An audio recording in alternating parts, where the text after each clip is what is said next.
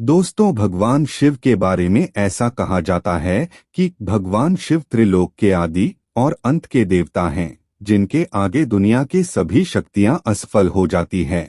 लेकिन क्या आपको मालूम है, आखिर भगवान शिव का जन्म कैसे हुआ था? उनकी माता कौन थी और उनके पिता का क्या नाम था? उन्होंने किससे अपनी शिक्षा प्राप्त की थी और किस किस को शिक्षा का दान दिया था? अगर नहीं तो चलिए, क्योंकि इस वीडियो के माध्यम से हम आपके इन्हीं सभी सवालों का जवाब देने वाले हैं, इसलिए प्लीज इसे स्किप किए बिना एंड तक जरूर देखना। दोस्तों, आज सबसे पहले भगवान शिव के जन्म से जुड़ी पहली कहानी यानी शिव पुराण की एक लोकप्रिय कथा के बारे में बताने वाले हैं।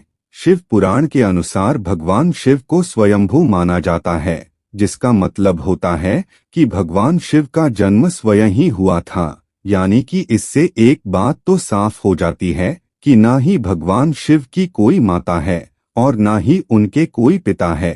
इसी कारण से भगवान शिव पंच तत्वों से भी परे हैं, जिसका कारण से इन्हें मृत्यु का भी कोई भय नहीं है और इनकी मृत्यु कभी नहीं हो सकती। पर अब बात करते हैं विष्णु पुराण में बताई गई भगवान शिव के जन्म से जुड़ी हुई एक और कहानी के बारे में। विष्णु पुराण में बताया गया है कि भगवान विष्णु के माथे से निकलने वाले तेज के कारण भगवान शिव की उत्पत्ति हुई थी और उनके नाम भी से निकलते हुए तेज से कमल पर विराजमान ब्रह्मा जी का जन्म हुआ था।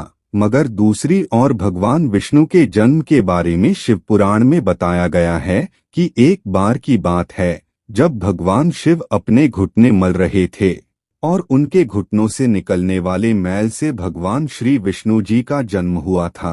पर अगर ऐसा हुआ है तो विष्णु पुराण और शिव पुराण एक दूसरे से बिल्कुल अलग है। इस कथा के अलावा भगवान शिव के जन्म की एक और पौराणिक कथा काफी ज्यादा पॉपुलर है, जिसे शायद आपने बड़े बुजुर्गों से सुना होगा। पर अगर नहीं सुना तो आपकी जानकारी के लिए बता दें कि एक बार की बात है, जब भगवान विष्णु और परम ब्रह्मा जी के बीच इस बात पर बहस छिड़ गई थी कि आखिर इस संसार में सबसे महान कौन है। और जब भगवान विष्णु और भगवान ब्रह्मा इस बात को लेकर बहस कर रहे थे, तो एक जलते हुए खंभे के रूप में महादेव उनके बीच आए थे।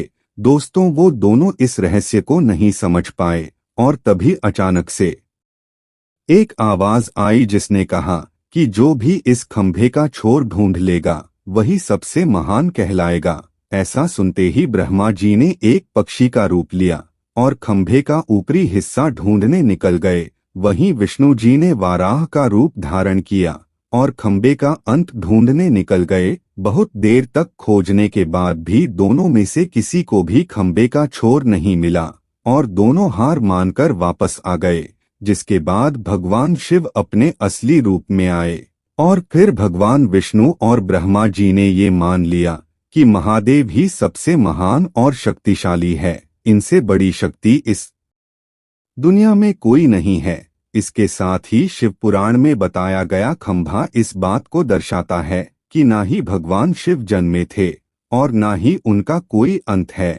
और एक कारण तो यही है कि भगवान शिव को स्वयंभू कहा जाता है, यानी भगवान शिव का अंत है ही नहीं, वे अमर हैं। अब हम बात करते हैं भगवान शिव से जुड़े एक ऐसे विषय के बारे में जो सबसे ज्यादा प्रसिद्ध हैं कि क्या भगवान ब्रह्मा भगवान शिव के पिता हैं। जी हाँ, इनकी ये कहानी लोगों के बीच काफी प्रसिद्ध है।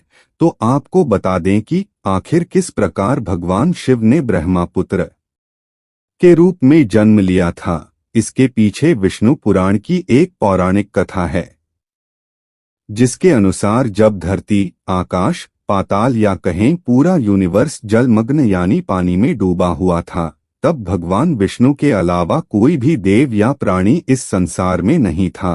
तब केवल विष्णु ही जल सतह पर अपने शेषनाग पर लेटे हुए नजर आ रहे थे। जिसके बाद उनकी नाभि से कमल की डंडी पर ब्रह्मा जी प्रकट हुए और जब भगवान ब्रह्मा और भगवान विष्णु इस यूनिवर्स से संबंधित बातें कर रहे थे, तब भगवान शिव प्रकट हुए, जिसके बाद ब्रह्मा ने उन्हें पहचानने से इनकार कर दिया।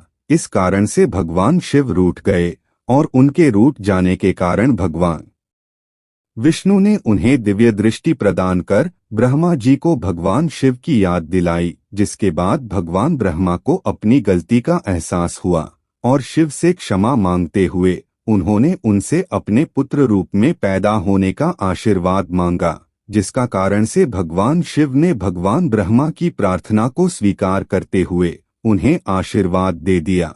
लेकिन इसके बाद जब भगवान ब्रह्मा ने इस सृष्टि की रचना शुरू की तो उन्हें एक बच्चे की जरूरत पड़ी और तब उन्हें भगवान शिव का आशीर्वाद ध्यान आया, जिसके लिए भगवान ब्रह्मा ने तपस्या की और बालक के रूप में भगवान शिव उनकी गोद में रोते हुए प्रकट हुए। आपको बता दें कि यह भगवान शिव का एकमात्र बाल रूप हैं। जब भगवान ब्रह्मा ने उनके रोने का कारण पूछा तो उन्होंने बताया कि उनका कोई नाम नहीं है। तब भगवान ब्रह्मा ने भगवान शिव का नाम रुद्र रख दिया, जिसका मतलब होता है रोने वाला।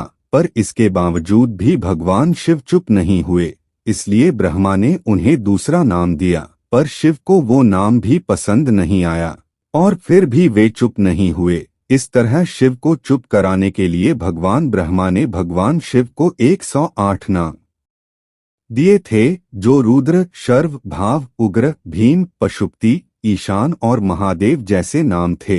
और शिव पुराण के अनुसार उनके ये नाम पृथ्वी पर लिखे गए थे।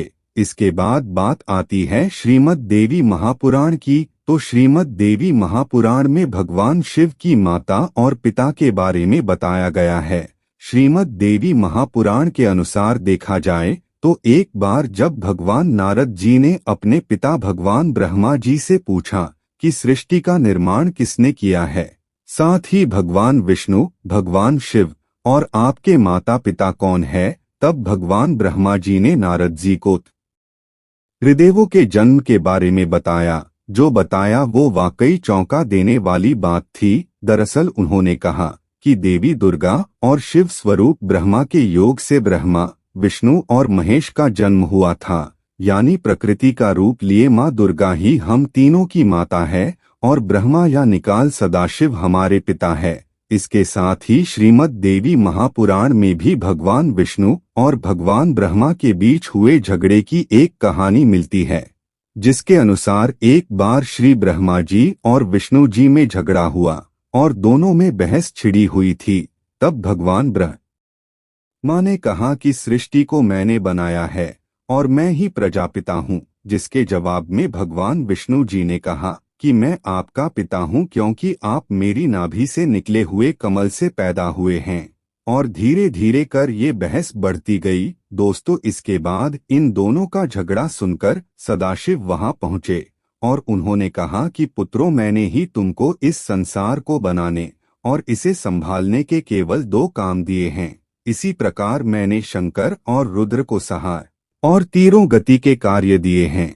इसके साथ ही उन्होंने कहा कि मेरे 5 मुख है, एक मुख से अकार, दूसरे मुख से उकार, तीसरे मुख से मुखकार, चौथे मुख से बिंदु और 5वें मुख से नाद यानी कि शब्द प्रकट हुए हैं। उन्हीं 5 को एक साथ मिलाकर देखा जाए तो एक अक्षर ओम बनता है, जिसे आज हम सभी भगवान शिव के मूल मंत्र के रूप से जानते हैं।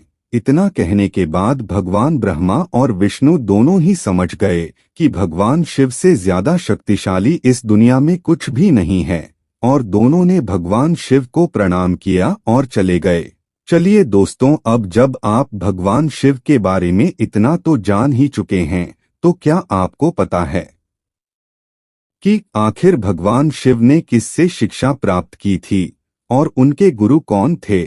हम जानते हैं शायद ही इसका जवाब आप में से किसी को पता होगा, पर जिन्हें नहीं पता उन्हें बता दें कि भगवान शिव स्वयं संसार के गुरु माने जाते हैं, जिन्होंने संसार में गुरु शिष्य की परंपरा की शुरुआत की थी।